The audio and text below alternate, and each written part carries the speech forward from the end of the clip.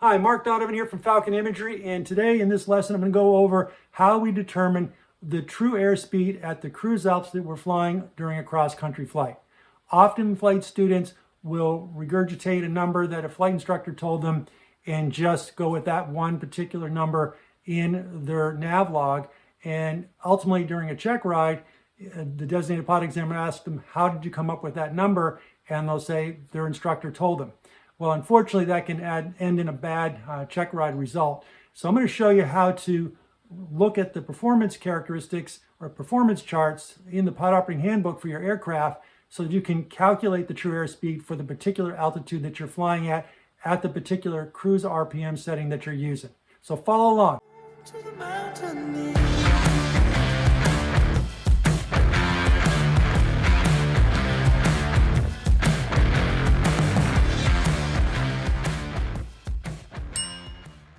One of the important things you need to get straight when planning a cross-country flight is to know what the true airspeed is.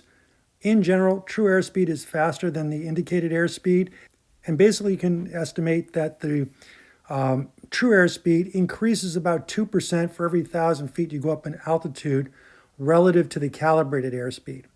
And calibrated airspeed is usually within 1 to 2 knots of the indicated airspeed. The difference between calibrated and indicated airspeed is calibrated airspeed is the indicated airspeed corrected for instrument and installation errors. So with all that said, what we want to do is look at the engine performance chart to see what kind of RPM we can expect to be at based on a certain percent power that we plan to fly. And you can see they got a couple lines here at 55%, 65%, and 75%. Often students think that they're flying at 75%. However, that's sometimes an incorrect assumption because at the RPM settings, at least in a PA 28161, you'd be basically at full throttle during that cruise flight. Normally when we're in cruise, we're somewhere between 2,300 and 2,500 RPM. And we're going to show you how knowing the RPM setting translates into what kind of true airspeed we're flying at cruise.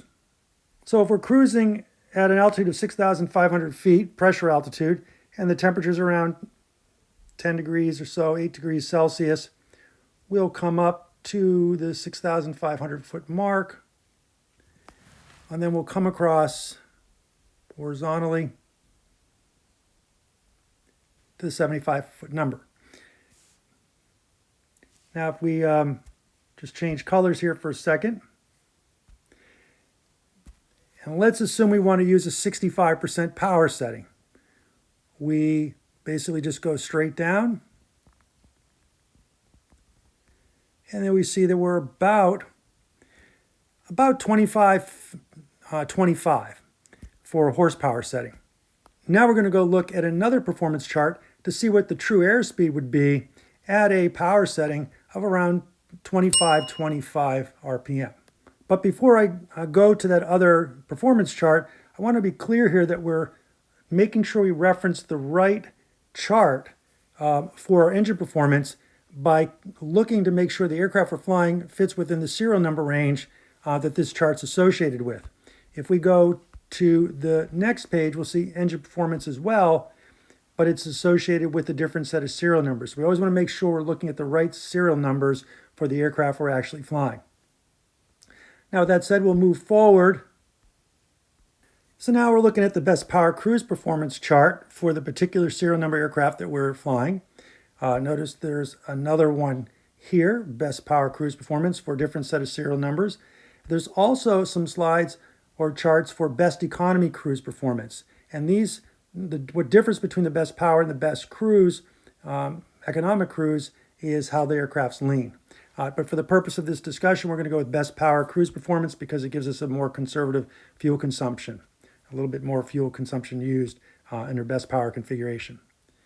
So we're going to go ahead and use about 8 degrees Celsius.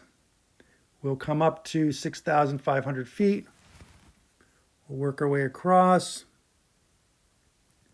to about that 65% power setting, and then we'll come on down and we'll take a look at what we've got.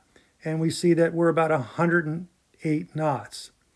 About 108 knots. However, notice the fine print here. True airspeed, subtract 2 knots if wheel fairings are not installed. So if you don't have wheel fairings or wheel pants on your aircraft, you've got to take the 2 knots off. And so you can see here, we're going to be about 106, maybe 105 knots for our true airspeed. And so that's what we'll use for our true airspeed when we're doing our cross-country flight planning at our cruise altitude. So that's how we determine our true airspeed at altitude during a cruise flight. Hopefully you found this video useful. If you did, consider hitting the like button and subscribing to the channel so you get notified on my next video.